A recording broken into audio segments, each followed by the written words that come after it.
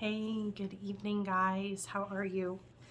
Sorry, I'm a little bit behind, but working through everything, so I appreciate you guys just hanging in there with me. But tonight we are going to do Live Big, Love Bigger, Chapter 5, Check Your Heart.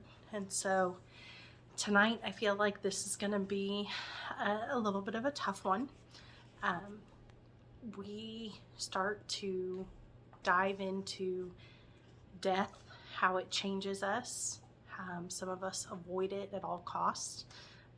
Some of us, it seems to be lurking everywhere. And so this is a tough one. And I'm really glad that Kathryn wrote about this and really shared and opened up her experience and really how her fear of death, avoiding funerals, how that really has impacted her life, but then also how it has changed it in a really beautiful way.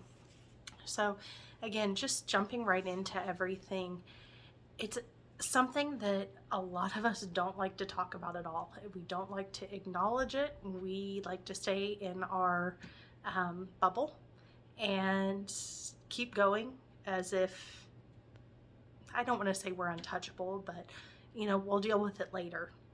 And the reality is that it happens every single day.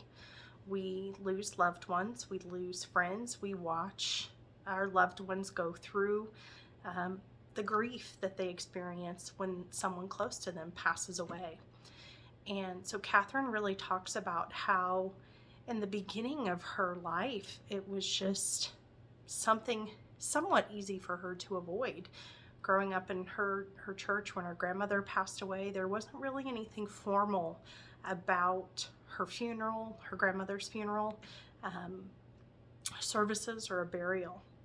And if I've come to learn anything in my short time, if you can lean into your grief, if you can lean into the thought of the two things that are always going to be true are death and taxes.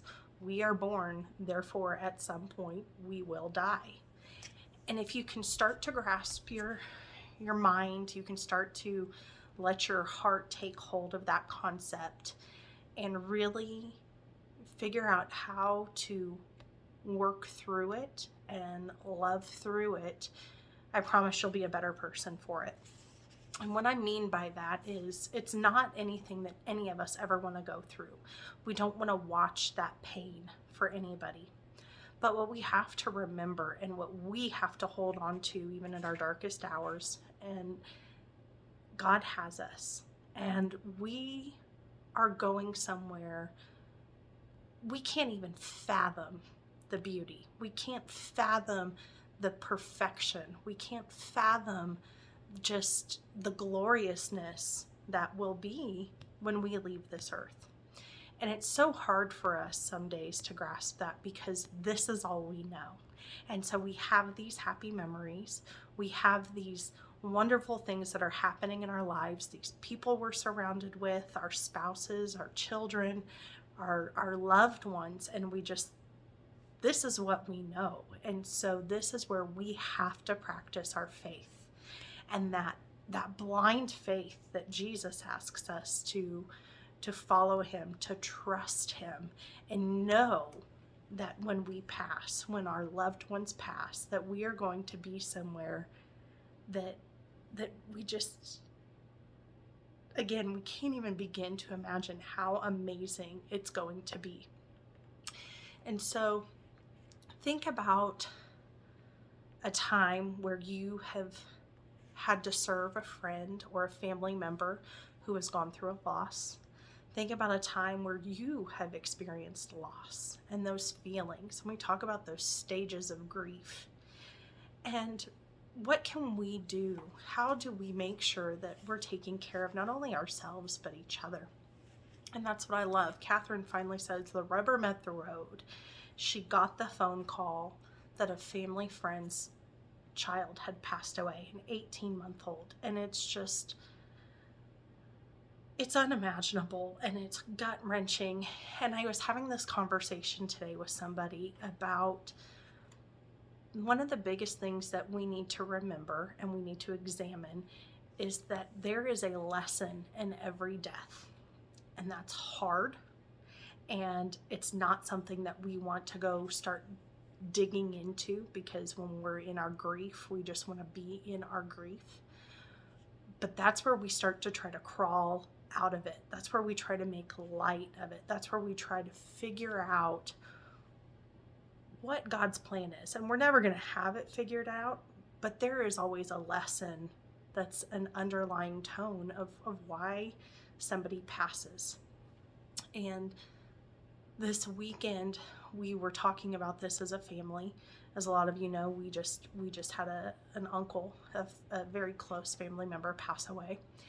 And we were talking about another family member that had passed away, and how this person just had an exuberant amount of love and showed kindness to everybody. I mean, this was just a person you wanted to not only be around, but you wanted to emulate, because they had that kind and gentle soul, and they never had a bad thing to say about anybody.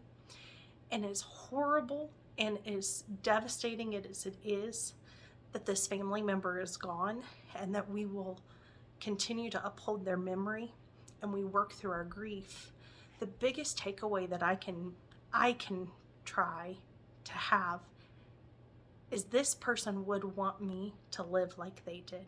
I can honor this family member by doing my best to live the way they did. They had no regrets. They loved their grandchildren. They loved their spouse. They loved their children. And they didn't take anything for granted. I mean, in a way, they made it seem so easy, and their heart was just so generous.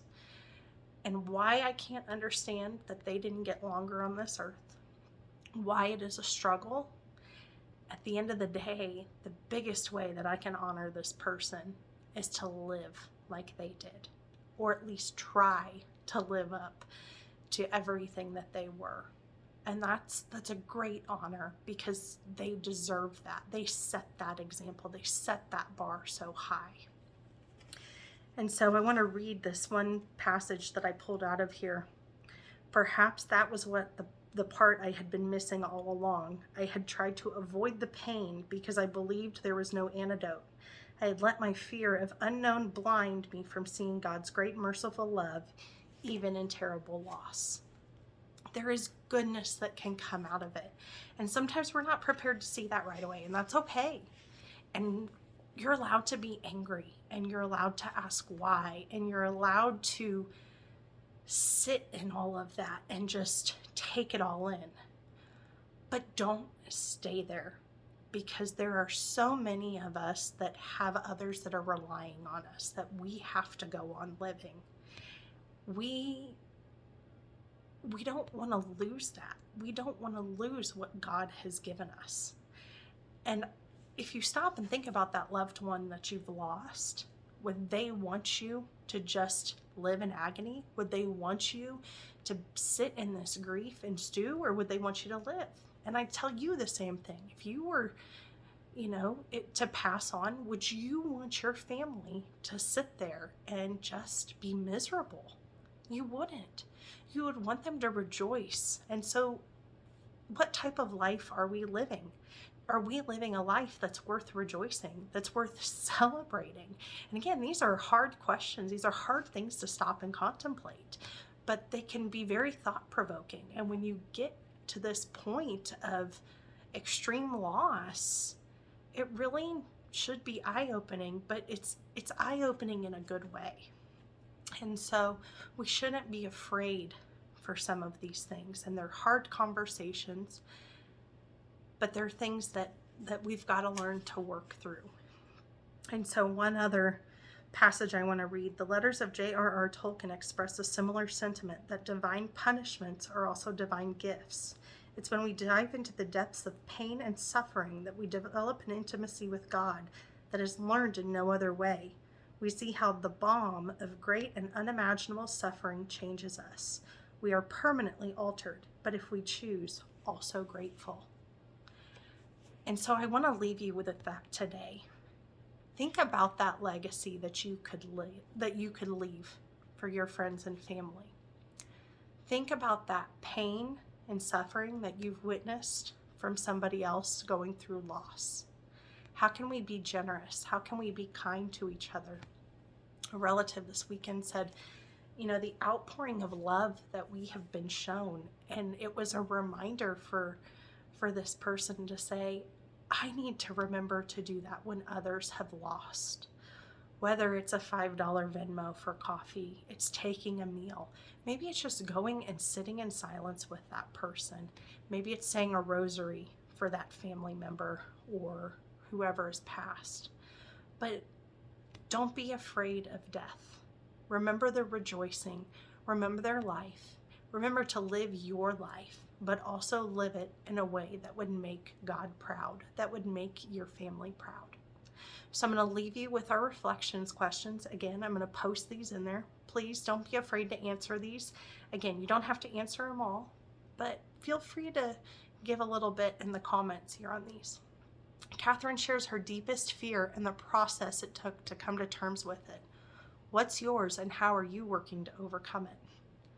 What relationship has changed you the most and why? Death is an inevitable part of life, yet we all react differently to loss.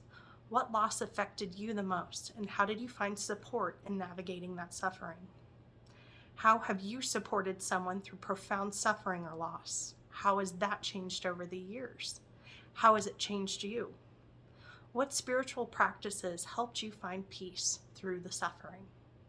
So again, these are some great reflection questions. You don't have to get totally in depth, but if you feel comfortable, I'd love for you all to share.